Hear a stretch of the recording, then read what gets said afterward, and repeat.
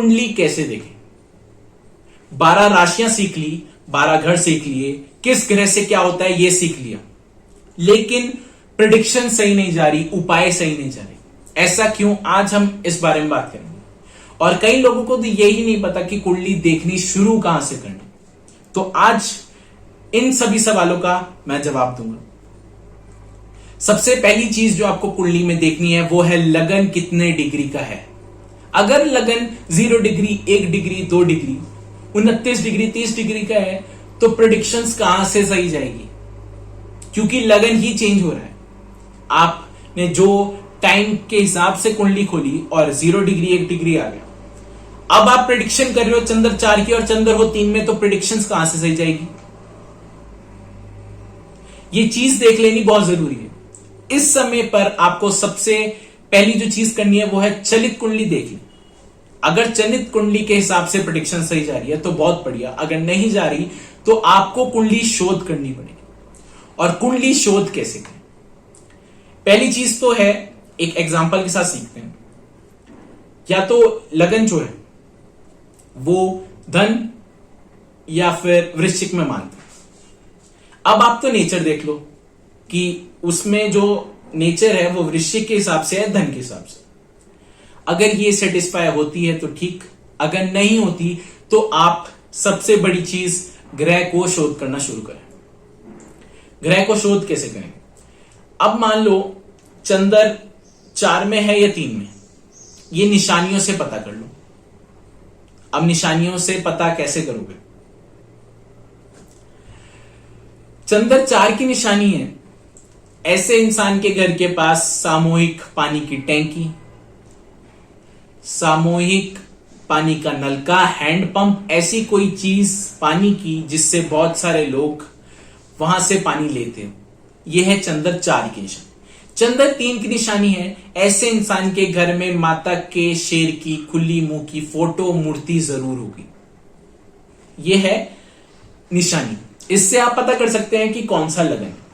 लेकिन एक ग्रह से मत पूरा बोल देना 100% कि ये लगन होगा, आपको एक और ग्रह भी सेटिस्फाई कराना पड़ेगा। अब मानते हैं कि गुरु 5 और गुरु 6, गुरु 5 का इंसान जगत गुरु होता है, या तो ऐसा इंसान टीचिंग लाइन में मिलेगा।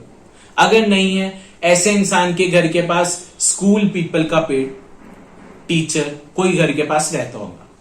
और अगर टीचर नहीं है तो ऐसे इंसान को ज्ञान बांटने की आदत बहुत ज्यादा होती है। ऐसा इंसान हर समय ज्ञान ही बांटता रहता है किसी ना किसी चीज के ऊपर। ये गुरु 5 की निशानी है। गुरु 6 की निशानी है ऐसा इंसान धार्मिक होता है। ऐसा इंसान को भगवान ये शर्त रखता है कि रोटी तो हरदम मिलेगी लेकिन माया तो ढूंढनी पड़ेगी। मतलब तुझे रोटी तो मुफ्त की हरदम मिलती ही रहेगी, पर पैसे के लिए हाथ पैर मारने पड़ेंगे। ऐसे इंसान को कई बार ऐसे इंसान के काम अपने आप भगवान बना देता है। और साथ ही साथ ऐसे इंसान को बहुत बार पाया गया है कि भगवान ही उसको कोई ना कोई एक ऐसी अपॉर्चुनिटी देता है कि ये तुझे एक जॉब दे दी। अगर वो इंसान पकड़ लेता है उसमें कामयाब हो जाता है, नहीं तो उस इंसान को बहुत स्ट्रगल करने पड़ते हैं अपनी लाइफ में। अब बात करते हैं कि अब सेटिस्फाई करो कि गुरु और चंद्र किस लगन के हिसाब से ठीक बैठ रहा है। चंद्र 4 गुरु 6 में ठीक बैठ रहा है या चंद्र 3 और गुरु 5 में ठीक बैठ रहा है, उस हिसाब से आप लगन अपना सेटिस्फाई कर सकते हो। सेकंड चीज जो आपको देखनी है वो है नक्षत्र, किस नक्षत्र में पैदा हुआ। गंडमूल नक्षत्र में तो नहीं। अगर गंडमूल नक्षत्र में है तो ऐसे इंसान को सबसे पहले गंडमूल का उपाय होगा, उसके बाद किसी और चीज का होगा। अब बात करते हैं तीसरी चीज जो कि आपको कुंडली में देखनी है, वो है पक्ष। इंसान शुक्ल पक्ष में पैदा हुआ या कृष्ण पक्ष, क्योंकि जब चंद्र अच्छा होगा तब बहुत सारी चीजें कुंडली में अब ऑटोमेटिकली अच्छी हो जाती है। इंसान को जिंदगी में सबसे बड़ी चीज लगती है पैसा, और पैसे का कारक है चंद्र।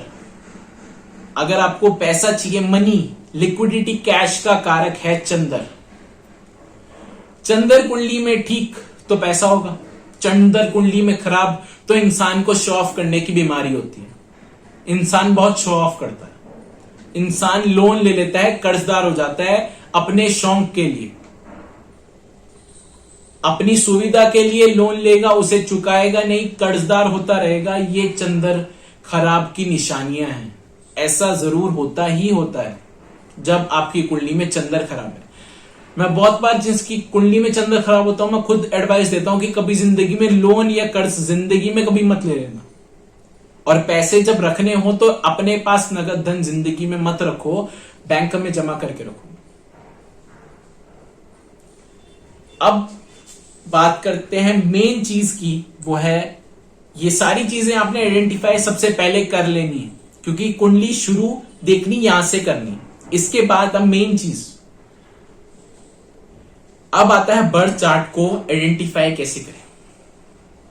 सबसे पहली चीज जो आपने जाननी है वो है कि बर्थ चार्ट में कौन कौन से ग्रह कहां पड़े और उन्हें चेक कर लेना कि वो शुभ है या अशुभ।